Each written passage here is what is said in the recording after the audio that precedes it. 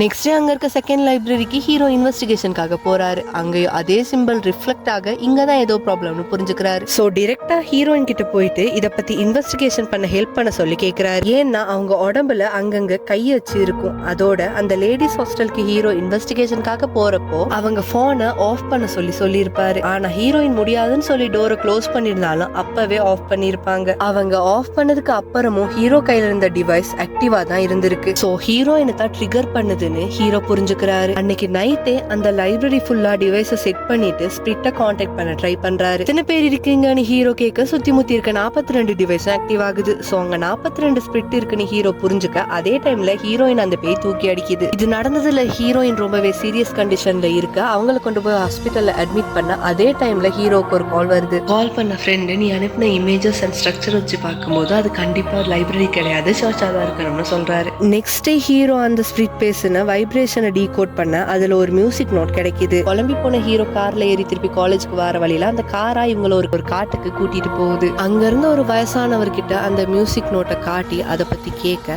அப்பதான் அவரு சில விஷயங்களை சொல்றாரு. இதுக்கு முன்னாடி அந்த காலேஜ் சேர்மனா இருந்தவங்க பேர் டாக்டர் டயானா. இவங்க அதே சர்ச்ல ஹேண்டிகேப் அண்ட் மென்டலி டிஃபெக்டா இருக்க பேபிஸை வளர்த்திருக்காங்க. ஹீரோ கையில இருக்க அந்த மியூசிக் நோட் மூலமா தான் அந்த பசங்களை மனம் ரீதியா அவங்க சரி பண்ணிருக்காங்க. பட் திடீர்னு ஒரு நோய் வந்ததால எல்லாரும் செத்து போக டயானாவும் அதை பார்த்துட்டு சூசைட் பண்ணி செத்து போயிருக்காங்க. ஹீரோ இந்த டீடைல்ஸை கலெக்ட் பண்ணிட்டு கிளம்ப அந்த வயசானவர் அந்த குழந்தைங்களை போச்ச இடத்த தோண்ட அவருக்கு இப்படிதான் நடக்குது.